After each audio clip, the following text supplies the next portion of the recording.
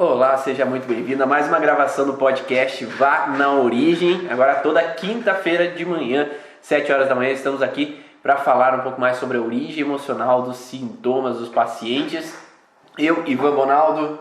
E a Maísa. Para então integrarmos um pouco mais dessas informações da origem emocional do sintoma do paciente, para auxiliar desde o entendimento do porquê o sintoma está ali aparente, porquê que ele está ali sendo vivido e como podemos auxiliar o paciente sair desse processo conflitivo, auxiliar ao terapeuta compreender porquê que aquele sintoma está presente da forma com que está. Então esse é o objetivo nosso, tentar sempre integrar as informações, sempre em busca da origem emocional dos sintomas, e hoje o tema vai ser sobre a dependência da aprovação, né? Quem aqui já passou por essas questões de sentir um pouco dependente da aprovação do outro, ou mesmo que queria ter sempre a sensação de dificuldade assim naquele dizer não, queria às vezes dizer não para algumas pessoas, mas quando chega na hora trava, não consegue expressar, ou fica aquele bloqueio que eu não consigo desandar ali naquela fala, naquela alteração. Não sei se já passou por isso, Maísa? Já ia levantar a minha mãozinha aqui.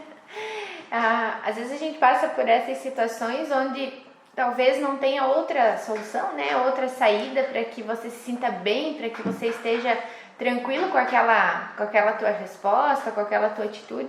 E muitas vezes a gente não entende o porquê que muitas vezes a gente passa por cima de coisas que a gente gostaria de fazer diferente, mas não, vamos lá, de novo, a gente vai, faz como o outro quer, ou como o outro pede, ou às vezes eu deixo coisas que realmente seriam muito importantes nesse momento, ou naquele dia que a determinada pessoa pediu para que eu estivesse lá com ela e não fazendo as minhas coisas. Ou aqueles pacientes que às vezes têm horários diferentes, dias diferentes, e a gente está lá tentando encaixar todo mundo e colocando em horários que você não gostaria mesmo de estar lá, e a gente se coloca à disposição mesmo.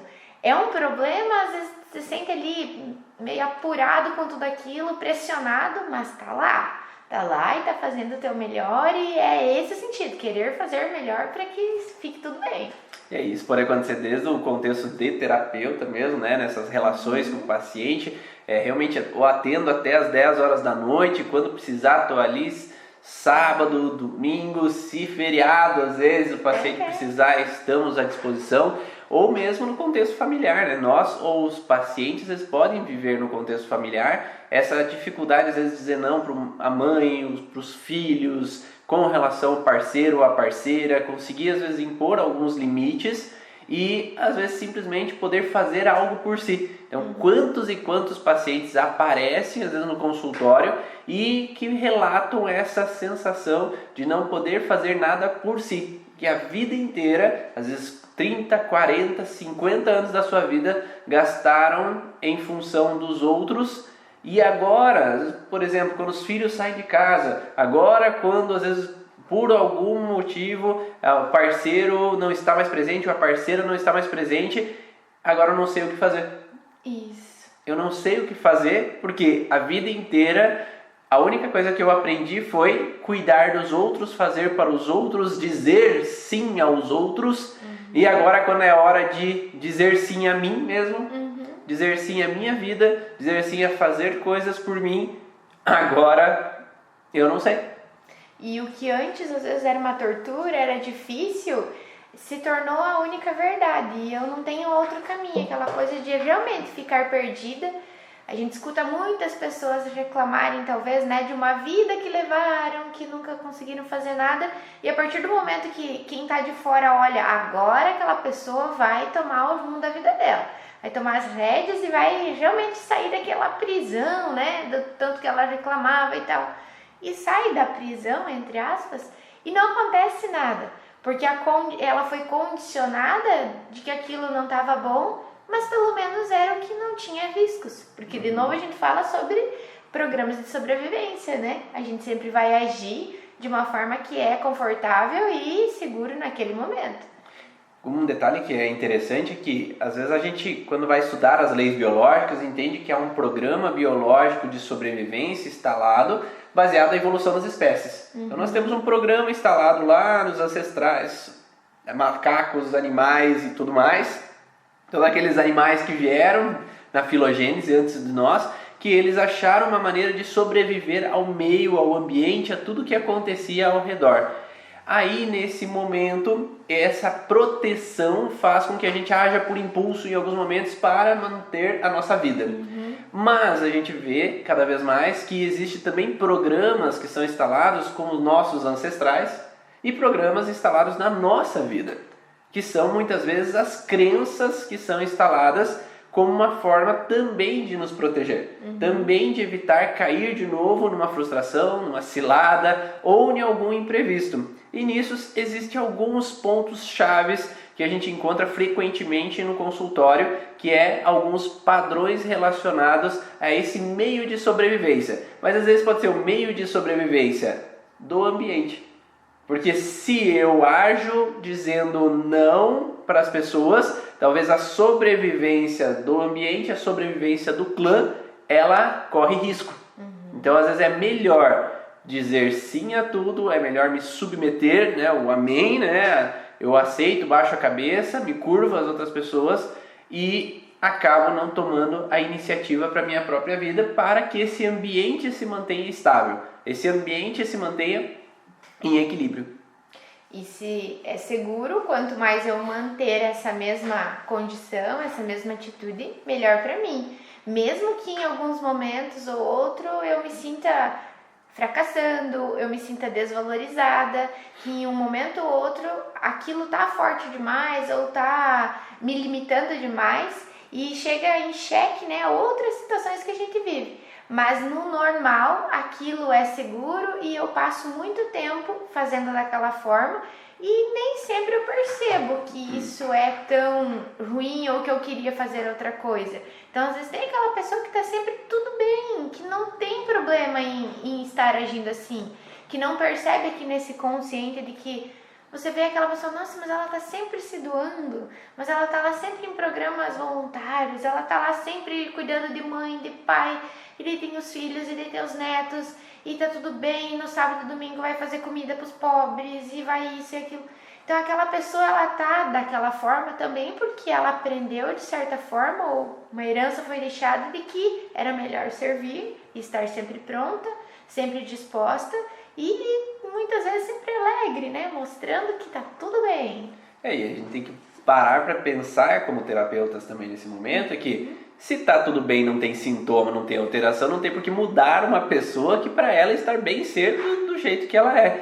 Então o que a gente vai trabalhar como terapeuta é se existe algum sintoma que está devido àquela situação específica influenciando aquele paciente. Então quando nós vamos olhar para uma alteração, uma disfunção, a gente vai perguntar ao paciente o que aquela disfunção gera para ele. Então, quando o paciente chega, eu tenho dificuldade de dizer não, eu fico preocupado com a aprovação dos outros, a gente sempre vai ter que construir um funil, que eu falo. O funil é sempre quando a gente vai afunilar aquela informação para resgatar qual é o perigo que está por trás de ser diferente do que a pessoa é hoje. Qual é o perigo? Para que eu tenho que ser da forma com que eu sou? Por que é importante ser assim? Qual é o benefício ou qual é o prejuízo de não ser da forma com que eu sou? E aí a gente vai afunilando a informação com o paciente para chegar o detalhe principal. Porque se a gente for no geral, eu tenho um incômodo de dizer não. Aí a gente está é muito grande, é muito global essa informação e não é específica. E qual é o perigo de dizer não? A gente sempre vai ter que afunilar essa informação. Então vai lá, qual que é o perigo teu? Pensa aí sobre se você tem essa dificuldade, se você tem esse medo. Qual é o perigo de você dizer não ao teu cliente, de você dizer não à tua mãe, de você dizer não a um funcionário, de você dizer não a alguma pessoa próxima tua? Pensa um pouquinho. Qual é o risco que pode ocorrer se você disser não? Se eu disser não, a pessoa pode ficar emburrada, né? Ok, a pessoa pode ficar emburrada. E aí? Qual é o problema afunilando, né? Qual é o problema se ela ficar emburrada? Porque todos nós ficamos emburrados às vezes, todos nós ficamos incomodados às vezes, e é natural, né? Então às vezes, se alguma coisa foge do meu cronograma, se alguma coisa não sai do jeito que eu gostaria, às vezes eu me chateio, eu não gosto. O que eu mais encontro é não ser aceita, diz a Claudinha. Então eu posso não ser aceita, né? Então, se a pessoa ficou emburrada, eu posso não me sentir aceito, ok. E aí, qual é o perigo de não ser aceita? Porque isso não é a base também, né? Isso não é o afunilado e a base do funil. Qual é o risco de não ser aceita? Qual é a tua necessidade de sempre precisar dizer sim? Qual é o risco então de não ser aceita? O risco é que eu vou me sentir sozinha. E por que é perigoso se sentir sozinha? Porque também, só se sentir sozinha, tem pessoas que se sentem sozinhas, tem pessoas que vivem sozinhas e tem nem aí, não estão nem aí. Às vezes eu posso me sentir sozinho, tem pessoas que vivem sozinha e não tem problema. E qual é o perigo de ser deixada sozinha? Aí a pessoa pode começar a pensar em outras coisas. Porque... E qual é o risco de se sentir só? Qual é o problema? Né? Como eu falei, tem várias pessoas que vivem sozinhas, tem várias pessoas que moram, habitam. Qual é o risco de se sentir sozinha? E esse funil é o que vai fazer chegar mais a fundo no processo. Né? Nesse momento, vamos observar a infantilização dos adultos. Nem sempre. Né? Qual é o risco de se sentir sozinho? O risco de se sentir sozinho pode ser inúmeros. Eu já tive pacientes que têm o risco de se sentir sozinho porque alguém pode vir e me fazer mal. Aí é o medo. Aí é um risco que alguém pode chegar e eu estou sozinho e eu não tenho ninguém para me proteger. Então vai chegar um ladrão e eu estou sozinha. Vai chegar alguém e vai me fazer mal de alguma forma. Vai me atacar de alguma forma. Né? Daí a gente vai ter que perguntar, isso já aconteceu na sua vida? Em algum momento você estava sozinho e alguém te fez mal e não tinha ninguém para te proteger? Ou eu estou sozinho e eu posso morrer sozinho e ninguém vai me acudir? Eu já tive pacientes assim. Então qual é o risco de estar sozinho? Porque pode acontecer algo comigo, eu ter um infarto, eu ter um AVC, eu ter alguma doença e não ter quem me proteja. E aí já é um risco de vida. Então afunilar o contexto faz com que seja mais claro para o paciente o porquê ele está com aquele sintoma. É que nem medo de escuro. Medo de escuro não é o problema. O problema está no que está por trás da representação do escuro. Então qual é o medo de não poder dizer não às pessoas? Que elas fiquem emburradas comigo. Que elas se afastem de mim. E, de novo, por qual é o perigo que elas se afastem de você? Que eu fique sozinho. Qual é o perigo de estar sozinho? Que eu vou ficar sozinho e não tem ninguém para me proteger. Que eu vou ficar sozinho e vai acontecer alguma coisa e alguém vai me fazer mal. Ou que eu vou ter uma situação de saúde e eu posso morrer e ninguém me acudir. E para cada um tem uma conotação diferente esse risco, né? Porque eu posso dizer que eu tenho medo de ficar sozinho na hora do almoço, acaba o gás e eu tenho criança e o gás não chega, eu tenho horário para ir para o trabalho. E então, posso perder o controle. O fato de eu não ter esse controle, eu estou totalmente desprotegida, né? Então eu não tenho saídas para aquele momento ali de aflição, né? Então não importa às vezes qual é o teor da situação, mas para aquela pessoa foi muito importante. Ou mesmo quando a gente não identifica algo na nossa vida, a gente vai ver que não, minha avó também tinha esse medo. Nossa, era tão difícil para ela ficar sozinha, parece que estava sempre ligando para alguém. Tem gente que fala assim, nossa, minha mãe inventa história para mim ir lá, vou lá, não tem nada. Ou, ela precisa fazer uma limpeza toda hora, mas é porque ela quer alguém lá junto, ela tem essa dificuldade. Agora eu vejo que, sabe, que para mim também é isso, né? Esse não dizer não. Talvez também seja para mim não me sentir sozinha porque eu quero ter alguém para me ajudar nos afazeres, porque alguém sofreu por ter ficado muito lá, ou uma criança que foi muito responsável realmente por cuidar dos outros, então eu preciso que alguém venha aqui me ajudar com aquela mãe acamada que eu tenho, então eu tenho que estar sempre chamando meus filhos para me ajudar. com aquele doente, para que eu não tenha de novo aquela responsabilidade, que eu não seja pega de surpresa quando aquela pessoa passar mal e eu não ter como levar, não sei dirigir, eu preciso ter um motorista. Então, tudo isso pode ser uma situação que para cada um tem uma gravidade diferente, mas naquele momento foi algo muito difícil, inesperado, e que não quero que se repita de forma alguma. Então, aproveitar, Lívia, coloca o tema aí pra gente, pro pessoal que tá chegando no Instagram saber. Então, é dependência da aprovação do outro. Então, tema, dependência da aprovação do outro. Também enquanto situações de que dizer não é deixado de lado, né? Então, de novo, qual é o perigo de ser deixado de lado? Então a gente não vai simplesmente olhar para esse global, que pode ser inúmeras possibilidades, cada paciente pode sentir de uma forma diferente, o que aquele paciente vai ter como principal conflito. Porque se a gente colocar, o paciente anterior ele chegou com medo de se sentir deixado de lado, e é porque ele, ao se sentir deixado de lado, é porque ele não se sentia amado. Ou porque ele, ao se sentir deixado de lado, ele se sentiu sozinho em algum lugar e em perigo por estar sozinho dentro, sei lá, alguém que foi levado para estudar fora de casa, na casa de parentes e sentir aquele ambiente como hostil. Então esse sentir deixado de lado é perigoso porque eu posso ser deixado de lado, morar em uma outra casa, em um outro lugar, e aí as pessoas vão colocar o tema aqui, fixar.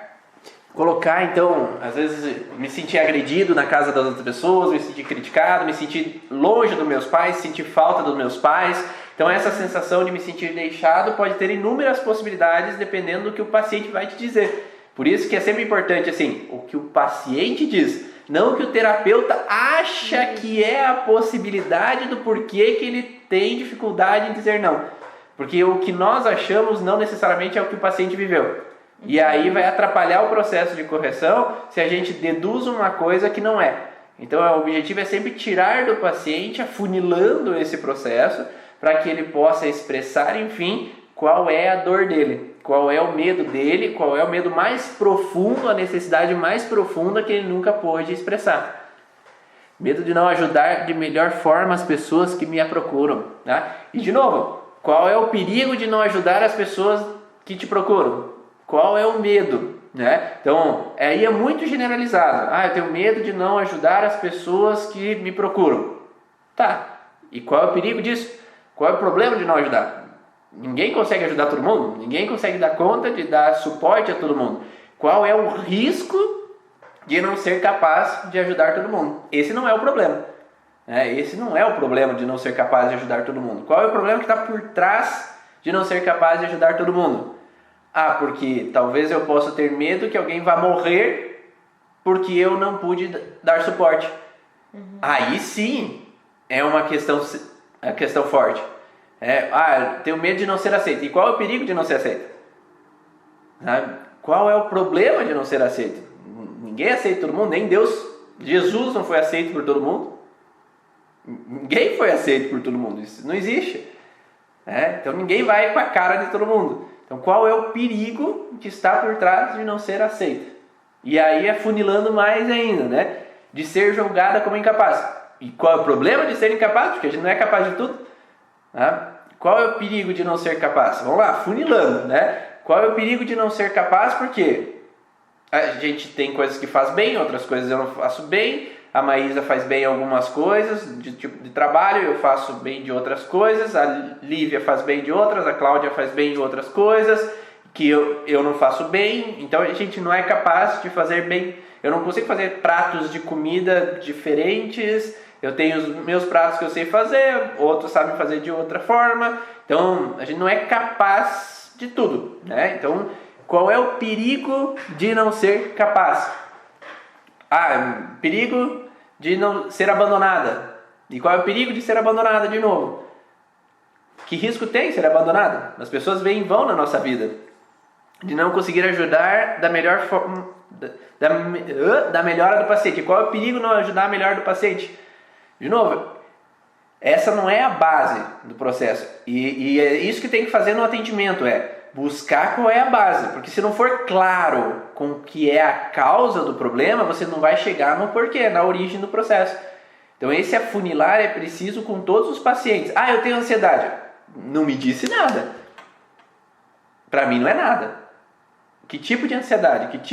Como é que funciona? O que você sente? Por que você tem esse medo? Qual é a insegurança? Qual é o perigo? Né? Então é afunilar sempre o atendimento para que você possa ter resultado numa sessão. Se você não afunila e coloca, eu tenho medo de não ser capaz de ajudar o paciente da melhor forma. E qual é a melhor forma? E como você quer ajudar?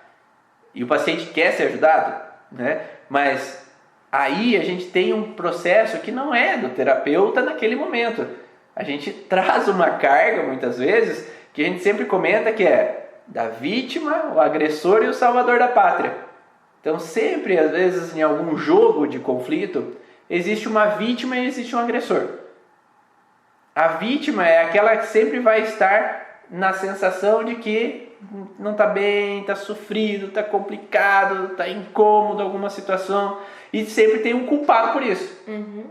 Então vai ter o culpado. E às vezes lá na infância, a gente vai sempre sentir que entre a mãe e o pai, às vezes existe uma vítima, às vezes existe um agressor, às vezes eles invertem o agressor e a vítima, mas sempre tem uma vítima e o agressor. E o terapeuta quem é? Aquele que tem que salvar, né? Tem que dar um jeito naquela situação. E não pode se sentir incapaz, porque eu, estando incapaz, eu posso ver meu pai e minha mãe brigando, se separando, alguém se afastando de mim, por eu não ter feito essa solução do problema deles. E aí pode entrar a culpa do salvador da pátria, que eu vi a minha mãe chorando, eu vi a minha mãe triste, eu vi a minha mãe falando mal do meu pai, porque ele é o culpado de tudo. E às vezes a vítima pode ser o agressor, às vezes quem é culpado, às vezes nem é o pai. Mas é como se a mãe está mal por alguns motivos e acaba jogando a culpa para cima do pai. Só que aquela criança, ela se sente que eu estou vendo aquilo. Por exemplo, já tive pacientes que o pai e a mãe estão separados e a mãe fica falando mal do pai. E aí o paciente, que é a criança, ela fica sempre ouvindo a mãe falando mal do pai, a mãe falando mal do pai. Então o pai é um problema. Só que o pai não está ali para se defender. Eu nunca ouvi o lado do pai, porque o pai se afastou, o pai se distanciou, e eu nunca soube o porquê que o pai agiu da forma com que agiu. E às vezes nem agiu da forma que agiu. Às vezes colocaram essa informação para o pai, né? E aí aquela criança fica como salvadora. Eu tenho que cuidar da mãe, porque senão a mãe vai sofrer. E aí, como salvador da pátria, quando eu me sinto incapaz de melhorar minha mãe, deixar ela bem, deixar ela feliz, eu me sinto culpado. Só que às vezes a responsabilidade não é minha. Eu não sou o adulto de casa. É a mãe que deveria cuidar de mim, independente se o pai morreu, se o pai às vezes está acamado, se o pai às vezes se afastou de casa, separou, ou se a mãe se afastou de casa. Então, nem sempre é fácil. Não estou falando que é fácil, aconteceu a morte, eu estou no luto e agora eu sou super-herói que eu não vou sentir nada e meu filho vai ficar bem. Não, às vezes a gente sofre, a gente passa por frustrações, passa por incômodos. Só que nesse momento, aquela criança tem que deixar claro para aquela criança que ela é a criança. Só que às vezes existem avós, às vezes existe tio que fala assim, seja forte para tua mãe, porque a tua mãe vai precisar de você. Agora você é o hominho da casa.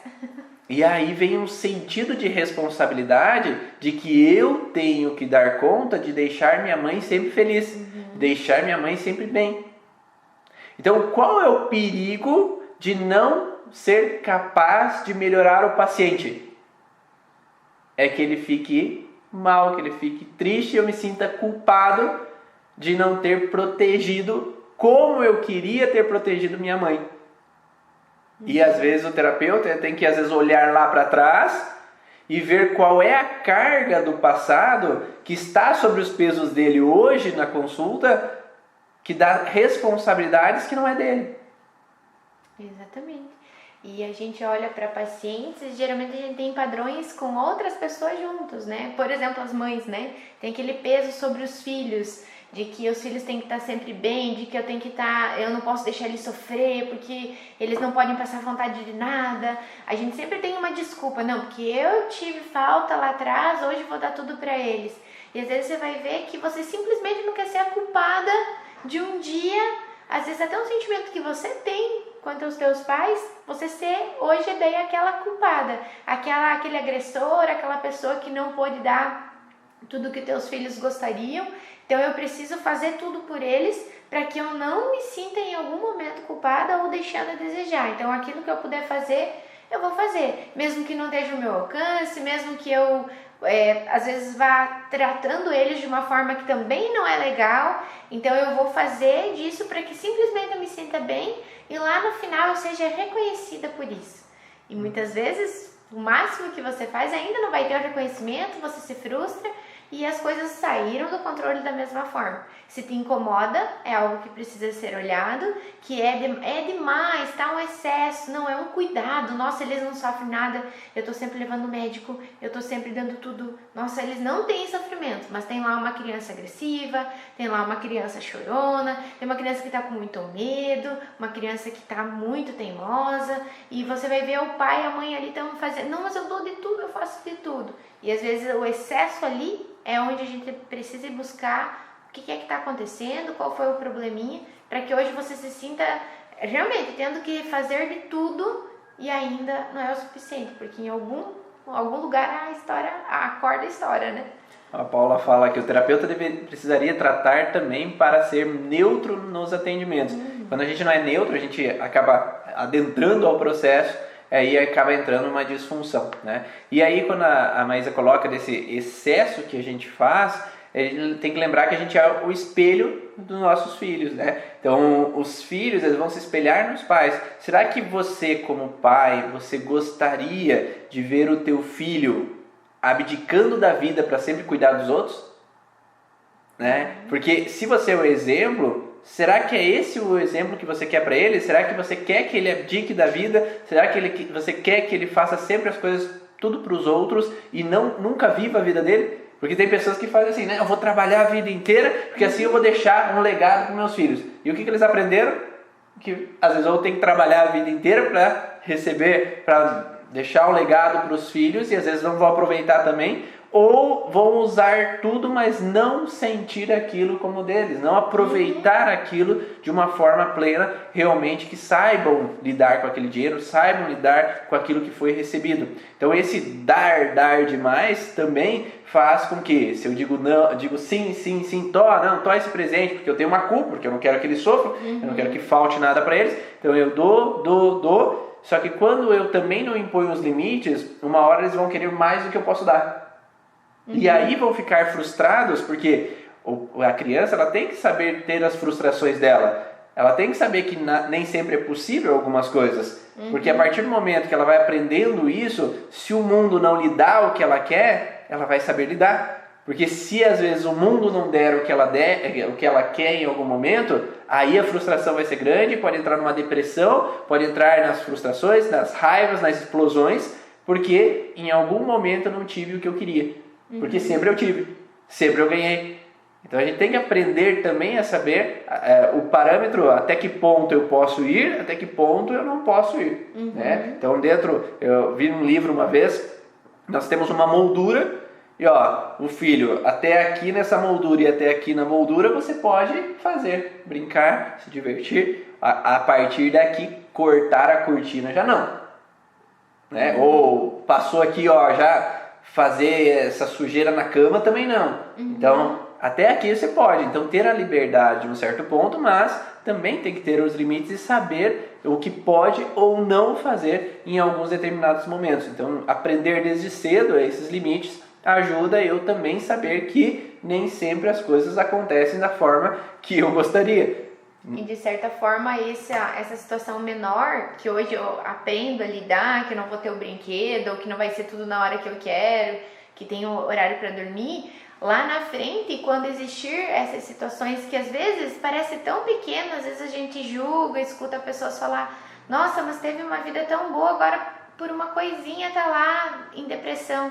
Sim, realmente, porque talvez a vida veio tão boa, ele se sentiu sempre tão à vontade, tão confortável, que uma pequena frustração tão pequena fez aquela pessoa realmente desmoronar, cair num problema que não tem solução, porque lá atrás alguém trazia a solução, ou ele tinha solução muito fácil, era só ele dar um gritinho, era só ele fazer um chorinho, ou ele fazer bonitinho, cara bonitinha também ganha as coisas, né?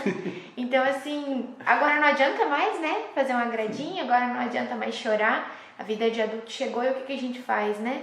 Então, se a gente é espelho para os nossos filhos, o que adianta ser pais ou ausentes, ou que trabalham, que tem dinheiro, e que depois vão deixar esse tipo de experiência para os filhos, né? Esse tipo de espelho para eles, né? Você tem que trabalhar e não conviver muito com as pessoas, porque assim é o certo. Não, mas eles são meus filhos, eu tenho que fazer isso agora, né? Porque eu sou adulto. Sim, mas o adulto tem várias funções, né? E os filhos precisam de tantas coisas também, né? Então, para que eles possam dizer sim lá na frente, para eles e para os outros, aqui atrás a gente também deixa eles ouvir o sim e deixa eles ouvir os nãos também. Perfeito. E aí, quando nós entramos nessa relação da vítima, o agressor, né, antes de mais nada, eu quero saber, tá fazendo sentido para vocês? Dá um feedback aí pra gente saber se tá fazendo sentido, se tá caindo algumas fichas, se estão conseguindo relacionar com alguns pacientes de vocês, para saber se esse conteúdo faz sentido ou não para vocês. Nesse contexto de culpa, tem um contexto também que a gente entra na relação de vítima e agressor, onde às vezes o filho é o agressor. Uhum. Porque a mãe chega ou o pai chega em casa, tá, não enche o saco, não me incomoda, ou tu fez bagunça, quebrou tudo as coisas, e eu fiz sujeira aqui. E às vezes o pai e a mãe estão estressados com o trabalho, estão estressados com outras coisas, e às vezes acabam jogando em cima daquela criança, e às vezes aquela criança se sente que tô sempre errado, nunca tá bom o suficiente, tô sempre fazendo besteira. Uhum. E aí quando eu entro na sensação que eu tô sempre errado, só faço besteira e nunca tá bom o suficiente, ele entra numa relação que ele, o filho, é o agressor.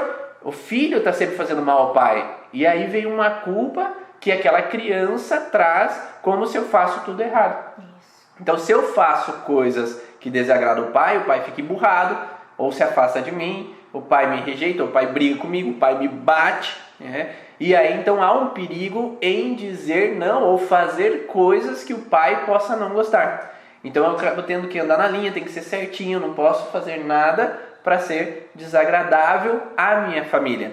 Ou porque eu posso ser atacado, ou porque eu posso ser rejeitado, né? Mesmo eu me sinto sozinho ali, o pai me deixa de lado, não me dá atenção, ou a mãe, né? Como gostaria.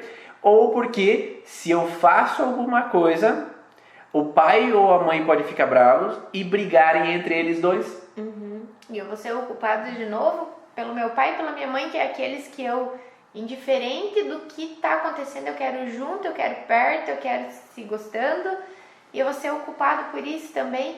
E muitas vezes é verbalizado isso e nem sempre. A criança simplesmente está ali só se sentindo aquela pessoa fora do contexto onde eu posso ter feito. Será que aquele choro que eu fiz foi isso? Será que aquela comida que eu deixei no prato foi a causa dessa briga? Porque se em outro momento tudo aquilo que eu faço é errado, qualquer problema dessa casa sou eu fico lá racionalizando para ver aonde foi que eu errei, até chegar ao ponto de eles estarem brigando, de eles às vezes estarem se agredindo, ou um sair de casa por causa de mim.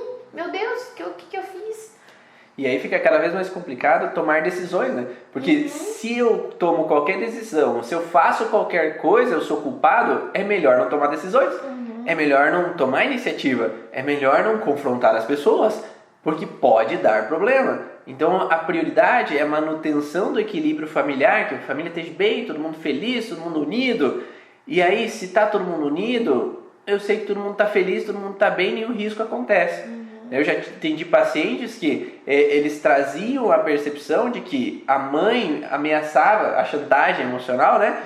Eu vou me matar também, eu vou embora. Ou o pai falava, eu vou embora, não serve pra nada, ou eu vou matar vocês se vocês continuarem fazendo isso. Então há uma ameaça que gera uma interpretação de risco. Então se a mãe fala, ou eu vejo que a mãe não está bem, que ela ameaça fazer algo contra ela mesma, eu vou ter uma intenção de andar na linha, ser certinho para que a mãe não morra.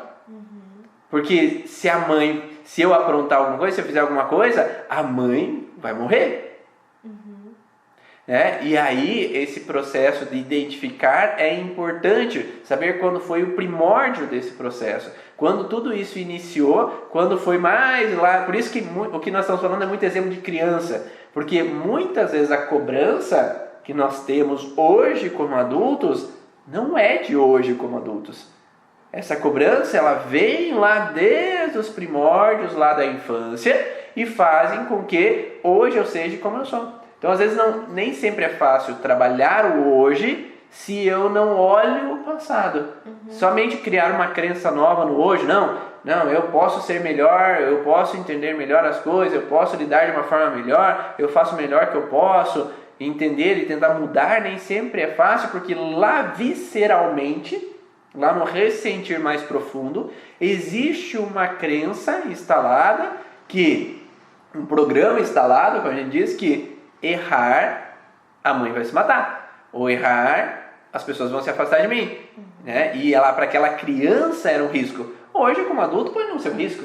Se as pessoas se afastarem de mim, se o chefe se afastar de mim, eu procuro outro emprego. Se, às vezes, meu esposo ou esposa se afastar de mim, paciência, né? Às vezes melhor do que ficar sofrendo aqui, eu posso tomar um outro rumo. E hoje a gente pode dialogar com mais facilidade, né? Porque quando é uma criança, a maioria das crianças vem com aquele contexto de que você só pode obedecer. Então você espera realmente o comando da outra pessoa, do adulto, de como eu devo fazer, porque se eu fizer errado eu vou ser criticado, né? Então eu preciso esperar o comando da pessoa que é adulta, ou aquela que só faz certo, né? Aquela que é a capaz. Se eu sou errada, eu vou esperar alguém que é sempre correto falar pra mim o que eu devo fazer. Então eu espero esse comando vir, porque a criança tinha esse comportamento. Mas hoje, como adultos, nós podemos conversar. Se existe alguém se afastando, se existe um problema no relacionamento, a gente pode sentar e conversar. Não precisa simplesmente sentir que aquele medo de que estamos nos afastando, isso vai ser uma separação. Eu já vi isso na minha vida acontecer, alguém foi embora, alguém faleceu, e esse clima estranho aqui quer dizer alguma coisa. Se quer dizer alguma coisa e hoje eu tenho esse suporte, eu tenho essa ferramenta, eu posso conversar com aquela pessoa que está me trazendo essa insegurança, vamos conversar. Talvez nesse momento você já resolva o teu problema. E quando criança não existia muito isso, porque você às vezes não era entendido ou não tinha esse espaço para que você conversasse ou alguém te dissesse a verdade, né? Tem muito isso também, de dar essa iludidinha, de colocar outra coisa, para que não, eles não entendem, então é melhor não deixar ele sofrer. E quanto mais eu vou crescendo, mais eu vou levando aquilo que não posso sofrer, é melhor nem querer saber mesmo, eu não vou conversar com ele porque que ele tá bravo, porque é melhor deixar assim, e os problemas vão se acumulando.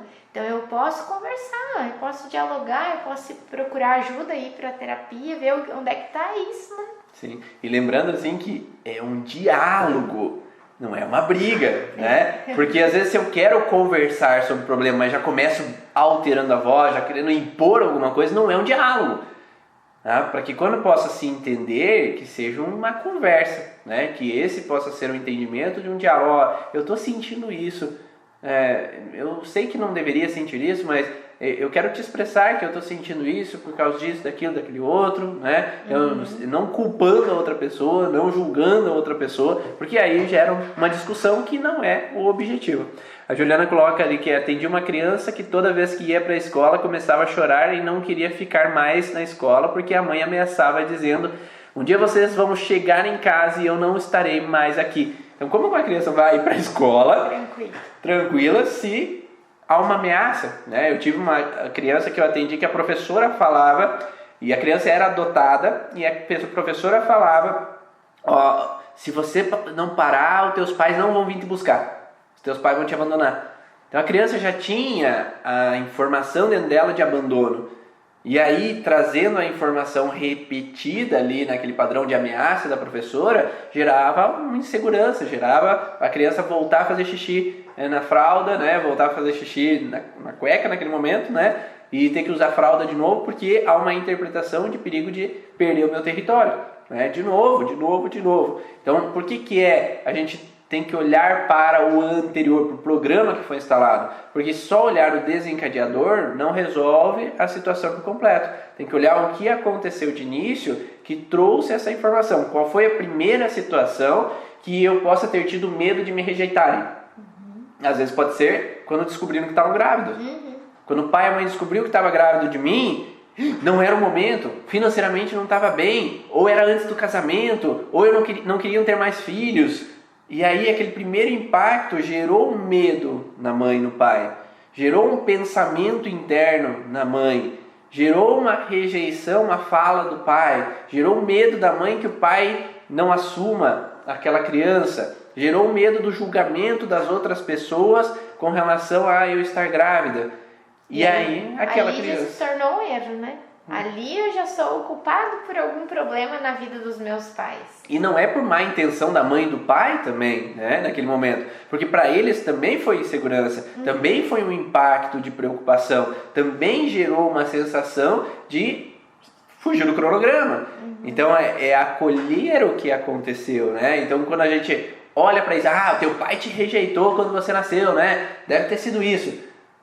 Tu não resolveu nada, porque tu tá, como terapeuta, tu tá botando mais culpa no pai e gerando de novo uma encrenca entre vítima e agressor. O paciente não é vítima, o paciente é o adulto da história agora. O paciente tem que ser responsável pela sua própria vida. Se é uma criança, que os adultos entendam que eles são os responsáveis pela vida daquela criança. Então, é dar responsabilidade a quem é responsável naquele momento. Então, se o adulto é o adulto, culpar o pai ou culpar a mãe pelo que fizeram ou deixaram de fazer não vai resolver nada, porque daí o paciente vai continuar sendo a vítima da história, a criança da história, ao invés de ser o adulto que assume a responsabilidade pela sua própria vida, que às vezes se os pais erraram naquele momento, ok, erraram, isso é passado, agora eu tomo o controle da minha vida. Como paciente, ele toma o controle de tomar as decisões, de fazer o certo, a direção correta, o caminho que ele almeja. E não simplesmente continuar a vida inteira. Meu pai me abandonou, minha mãe isso, minha mãe aquilo. E aí não resolveu nada porque a mágoa continua, a frustração continua e não sai do processo. É acolher aquilo que se passou. Por algum motivo eles viveram da forma com que viveram, por algum motivo aconteceu da forma que aconteceu, mas agora já passou. E agora eu posso ter um caminho diferente a partir de agora. É fácil? Nem sempre é fácil, porque às vezes acontecem atrocidades, acontecem grandes situações, né, que acabaram incomodando. Mas como a Paula coloca ali, se o paciente já vem com a frustração de abandono e aí o terapeuta fala mais ainda que teu pai abandonou e realmente isso é a causa dos teus problemas, a frustração só aumenta, só engrandece e o sintoma não sai. Porque ele continua lidando com a situação da mesma forma como vítima da situação. E sem contar que até aquele comprometimento, aquele sintoma que a pessoa vem trazendo, ele pode até aumentar, porque eu só troco o culpado, né? Às vezes eu venho com essa necessidade de dizer sim para todo mundo, então para mim não ser o culpado. E eu chego e culpo alguém, então eu falo, você não quer ser culpado porque teu pai te criticava, então teu pai é o culpado dessa situação. Então você só trocou o culpado e continuou tendo um culpado e uma vítima, só trocaram as cadeiras. E eu posso ter, então, um tipo de sentimento diferente, mas o meu problema, meu conflito, meu sintoma continua ali. Então, a gente não vai ajudar se a gente reforçar aquilo que às vezes o paciente trouxe para você. Não, eu tenho uma mágoa, meu pai é assim. Verdade. Foi bem feio que teu pai fez. Não vai resolver. O fato de a gente ressignificar é dar outro significado para aquilo que não se muda mais. Sim. Aconteceu as críticas lá atrás, aconteceu uma gravidez indesejada? Sim, aconteceu, mas lá atrás teve uma repercussão. Hoje, o que você vê quando você vê teu pai e tua mãe mais velhos, você é adulto, você é amado, você foi acolhido depois que nasceu ou durante a gestação, ou aquele medo que a tua mãe teve da repressão dos outros não aconteceu. Ou passou, tá tudo bem. A gente precisa dar um novo significado para a partir daquele momento não fazer mais mal como fazia antes. O fato de a gente só encontrar então a culpa desse teu problema não vai levar nada, só vai levar mais peso para casa e essa pessoa ficar remoendo outros problemas ou aumentando aquele que ele já te levou. Ou que possa ser aquele processo, um aprendizado para que eu possa transformar a vida de outras pessoas que sofrem da mesma maneira. Então, que eu possa transformar a dor em evolução e auxílio a outras pessoas que sofrem com a mesma dor. Porque eu tenho experiência, eu vivi aquilo, agora eu cresci, eu evoluí, né? Quantas pessoas que às vezes passam por acidente, às vezes têm problemas de paraplegia, têm problemas e às vezes superam e se tornam palestrantes e se tornam motivadores de outras pessoas, que se tornam fazendo trabalho voluntário para aquelas pessoas que tiveram o mesmo problema. Eu tive câncer e agora vou ajudar as pessoas que tiveram câncer. Eu fui abandonado e agora eu construo uma casa-abrigo para cuidar de crianças abandonadas. Então que aquele processo de frustração se transforme em motivação para que eu possa gerar uma qualidade para outras pessoas, uma qualidade de vida àqueles que vieram com aquelas mesmas experiências. E aí eu já ressignifico aquele processo também, porque assim eu transformo vidas. E aí uma coisa interessante é que a gente está chegando no Natal, então aquele processo que talvez eu não tive, que foi às vezes uma aprovação, que foi um elogio, que foi um presente que eu idealizei,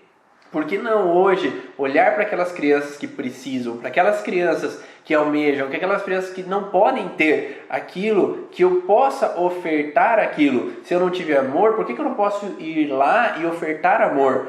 Se eu não tive aquele mimo, que eu possa dar aquele mimo àquela criança que às vezes os pais, você sabe que eles não podem dar isso a ela. Por que você não pode transformar a tua dor em transformação na vida de outras pessoas? E essa é uma base do ressignificar. Quando a gente nos permite olhar para aquilo que passou e agora eu posso inverter aquilo em um agrado a outra pessoa e trazer um ressignificar para a tua vida. Porque tu está ajudando outras pessoas que talvez sofreram da mesma forma, mas que a tua pode ver no olhar daquela criança que sofreu da mesma forma que você, agora um brilho, que é o brilho que você queria ter naquele momento, e aquele brilho da criança possa transformar em você um brilho agora para a tua vida.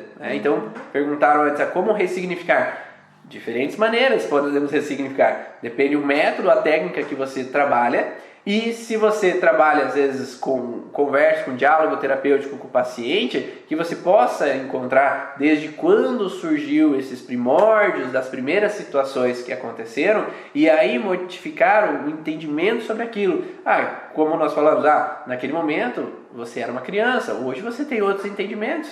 Será que aquela criança entendia o que os pais estavam vivendo? Hoje, como adulto, pode entender que pai e mãe têm trabalho, pai e mãe têm situações conflitivas, que é natural, de frustrações com a família, situações onde que viviam, que não era confortável, e às vezes poderiam estar estressados, poderiam estar vivendo com outros padrões financeiros que não eram o idealizado para eles, que não estavam vivendo uma relação que era o idealizado para eles. E hoje, como adulto, tu pode olhar com outros olhos aquela situação e agora poder ressignificar aquilo, mudando a percepção do que eles estavam vivendo, né? O que você estava vivendo como criança. Que às vezes eu olhava para o meu pai e ele era o meu super-herói, mas naquele momento ele começou a deixar de ser o super-herói. Ao invés dele ser o Batman, ele começou a virar o Coringa agora. Então eu comecei a ver o pai agora como Coringa. Mas hoje, como adulto, eu posso saber que o pai, ele também é um ser humano. Ele não é um super-herói. Ele era naquele momento, mas hoje, como adulto, eu posso saber que, como a Maísa falou, ele pode falhar. Ele pode errar, ele pode viver frustrações, ele pode ter as dores dele em alguns momentos também. Pode ter dificuldades financeiras, profissionais, e que agora, quando eu adulto, eu posso compreender aquilo, eu posso acolher meu pai de uma forma diferente e posso aceitá-lo da forma com que ele é. Enquanto eu não aceito ele como criança e permaneço a vida inteira assumindo esse papel de criança que não aceita aquele pai que não é o super-herói, eu fico na infantilidade a vida inteira. E essa infantilidade é o que me impede de crescer e ser o adulto liberto dos meus conflitos. Faz sentido para vocês? Faz sentido essas representações? Não sei se é isso que vocês veem no consultório também. E quando você consegue, entre aspas, perdoar esse pai ou entender a forma como ele agiu com você lá atrás, você passa a entender que você também pode ser como seu pai, alguém que falha, alguém que nem sempre supre as necessidades de todo mundo, que nem sempre você consegue dar aquele teu 100%, aquilo que você imagina que você teria que ter feito pela outra pessoa, pelo teu colega, pelo teu filho, pelo teu marido. Então, quando você deixa pra lá ou quando você consegue entender que aquilo não era uma culpa, e sim uma necessidade daquela pessoa em trabalhar, em ser mais agressivo com você, de ser uma pessoa um pouco mais ausente, mais fechada, meu pai não falava comigo, minha mãe só me batia.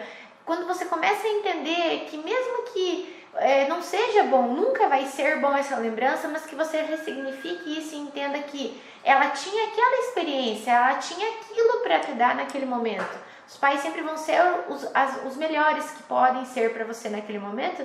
Quando você consegue entender isso, você também vê que tá tudo bem se eu fizer algo assim. Eu sei que não é bom agir daquela forma, então eu já tenho uma experiência para mim ser diferente. Eu não vou negar ninguém, excluir ninguém e nem querer repetir. Então, se eu não perdoo os erros das outras pessoas, como que hoje eu vou me perdoar quando eu erro? Então, eu sou aquela pessoa de ferro, que realmente quer fazer tudo, dá conta de tudo. Daí no pequeno erro, na pequena falha, no pequeno tropeço, é algo muito grande, eu não consigo mais levantar. Então, se eu deixo aquilo que está no passado com a carga também de quem deve estar, deixo para lá aquela situação de sempre ser a vítima ou a criança da história, eu cresço hoje e posso tomar conta da minha vida e do jeitinho que eu posso. Não a mais e nem a menos do que aquilo que eu posso dar. E quantos pacientes que chegam, às vezes no consultório, ou amigos que falam que depois que eu tive filhos, que eu reestabeleci o relacionamento com meu pai e com a minha mãe. Porque agora eu sei como é ser pai, agora eu sei como é ser mãe. E aí eu posso entender, enfim, por que meu pai agia da forma que agia, entender, enfim, porque minha mãe agia da forma com que agia. Porque, enfim, agora eu compreendo estando na pele como eles naquele momento. Uma coisa que a Paula fala ali, que para encontrar os porquês, a gente precisa entender as necessidades que não foram acolhidas daquela criança. Então, quando aquela criança viveu a sensação de julgamento, de ataque, de crítica, de injustiça, de abandono, todo o processo de rejeição, o que era a necessidade mais profunda, o que ela gostaria de compartilhar, de dizer, de falar, que ela não pôde naquele momento que ela viveu o conflito. E essas necessidades mais escondidas, deixadas debaixo do tapete, é geralmente o que gera o trauma, o conflito. Então, quando a pessoa se permite olhar para a necessidade, qual que era a minha necessidade como criança de 3 anos de idade? Qual era a minha necessidade como um feto dentro da barriga da minha mãe? Qual que era a necessidade com 7 anos de idade? Com 17 anos de idade? Qual que é aquela necessidade que eu tinha que eu nunca pude expressar? Que eu nunca pude falar, nunca pude dizer em nenhum momento da minha vida? Porque às vezes nós como adultos pensamos assim: mas aquilo lá era uma besteira. Mas com 3 anos de idade, o que eu sabia do mundo? Mas aquele pensamento dos 3 anos de idade é o que gravou a memória sobre aquele conflito. Por mais que hoje, como adulto, eu pense diferente, não quer dizer que aquela memória já não foi instalada. Então, se eu pensar com a mentalidade de hoje, eu vou achar como uma besteira. Mas a gente tem que sempre colocar-se na cabeça daquela criança que sentiu naquela hora. Então, por isso que eu falo sempre para os pacientes, às vezes uma atividade, um tema de casa legal é escrever uma carta terapêutica. Então o conflito, você sabe que a primeira pessoa que te julgou, a primeira pessoa que te abandonou, a primeira pessoa que você sentiu deixado na mão, a primeira pessoa que viveu essa situação contigo foi o pai, foi a mãe. Então você está só repetindo hoje na tua vida perante aquilo que você já viveu. Porque a gente parte, claro, sempre do hoje. Então, se a gente entende hoje, por que tu tem dificuldade de dizer não hoje? Porque as pessoas agem assim comigo, ou porque eu me sinto abandonada, porque eu me sinto deixada, porque eu sinto medo que as pessoas vão me atacar, ou medo que as pessoas vão chorar porque eu não dei o suporte para elas. E quando foi a primeira vez na tua vida que você viveu isso? Daí a pessoa tem que pensar: foi com a minha mãe na minha infância, foi com meu pai na minha infância. E aí você pode trabalhar com essa pessoa para que ela possa ter a possibilidade de agora expressar o que ela nunca pôde expressar para esse pai e para essa mãe. E às vezes a carta terapêutica é eu poder escrever como se eu direcionasse para o meu pai, como se eu direcionasse para minha mãe tudo que eu gostaria de ter dito e nunca pude. Para que agora eu possa expressar. Para que agora possa sair debaixo do tapete aquela informação que estava escondida a vida inteira. E aí, quando eu posso expressar, há um alívio, de certa forma, porque o não dito é o gravado. E quando eu posso dizer, eu posso aliviar aquela dor. Então eu posso escrever as necessidades de como eu era criança, eu queria que você me desse mais atenção. Pai, eu queria que você estivesse aqui comigo. Mãe, eu queria que você me elogiasse. Pai, eu queria que você não brigasse comigo. Então, o que era a necessidade de criança? O que era a necessidade de adolescente? O que era a necessidade de adulta? Para que eu possa, às vezes, trabalhar isso. E, às vezes, algumas pessoas gostam de finalizar com um Ho'oponopono. Tá? Às vezes, me perdoe, eu te perdoo, obrigado. E eu agradeço aquilo que foi vivido. Eu te amo, me perdoe, eu te perdoo e obrigado. Então que esse passado fique no passado e agora eu posso recomeçar. Eu posso sair daquele processo e aí reconstruir essa alteração e ter uma qualidade de vida melhor. Exatamente, gente. Eu acho que o que mais faz sentido é realmente a gente mudar essa percepção do que se viveu. Porque se hoje me incomoda, eu quero mudar esse incômodo. Existe uma origem, existe um motivo, vamos olhar para ele e sendo capaz de a gente transformar, porque hoje, eu volto a reforçar, hoje a gente tem como. Então, colocar só a culpa no passado, colocar a culpa naquilo que já se foi, não vai adiantar nada. Porque aquilo que se passou tá lá e não é mais mudado. Então, a partir do momento que eu sei que isso me incomoda, que tem uma origem, que tem uma causa, vamos lá, vamos atrás, vamos mudar realmente esse sentimento para que os culpados deixem de ser culpados. A gente sempre vai ter uma responsabilidade naquilo que a gente está envolvido. Mas a responsabilidade maior é em você querer mudar, transformar a dor em algo que faça sentido para você, porque dor não faz sentido para ninguém. Se você perguntar para alguém, ainda pode existir um programa de sobrevivência instalado que é melhor que ele continue com aquilo, mas incomoda ele. Então, para ele não faz sentido nesse momento. Vamos mudar isso, vamos alterar isso. Tirar essas cadeiras aí de vítima, de culpado e agressor, porque se precisa dessa dupla brigando, precisa um salvador da pátria, ninguém vai ficar confortável nessas situações. Todo mundo poderia ter sua liberdade, seu livre-arbítrio para decidir, para tomar suas escolhas e parar de colocar, às vezes, aquela culpa naquilo que já aconteceu, em alguém que dita o que eu tenho que fazer, porque lá atrás eu vivi isso. Então, se você é consciente de que lá atrás tu viveu isso e que agora você é assim por causa daquilo, tá fácil. Vamos lá, vamos trocar. É uma brincadeira, né? Nem sempre é fácil, mas muitas vezes é difícil, mas tem como a gente fazer e tem como a gente ir aliviando. Talvez não é de um dia para o outro que tudo mude, mas que as coisas aliviem e que cada alívio, cada peso que é tirado daquele conflito, das suas costas, te deixa com mais vontade de continuar a ser melhor, continuar a buscar uma vida mais tranquila, com mais bem-estar, com mais paz, consciência. E o princípio é que eu possa olhar para aquilo, né? E a partir do momento que eu entendo que aquilo possa ser uma causa dos meus sintomas, que eu possa olhar para aquilo e agora dar o primeiro passo para que eu possa sair daquela situação.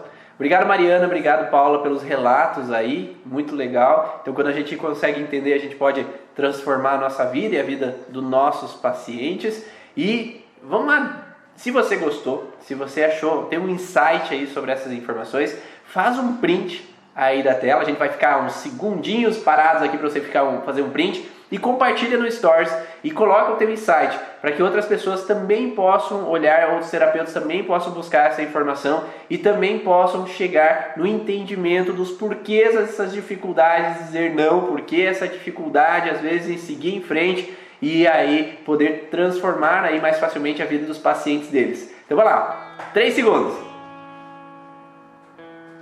Cara de bonito! Manda lá pra gente, marca a gente e a gente vai adorar isso. Espero que vocês tenham gostado de todas essas informações. Aqui foi a gravação do podcast Vá na Origem, toda quinta-feira, 7 horas da manhã. A gente grava e depois disponibiliza no Spotify, no Deezer, no iTunes. Então vai lá no Spotify, procura podcast Vá na Origem e baixa o áudio para que você possa ouvir mais essas informações. Tem vários conteúdos lá que você pode baixar e ouvir. Um grande abraço para vocês. Aqui quem falou foi Ivan Ronaldo e a Maísa. Tchau, uma ótima quinta-feira!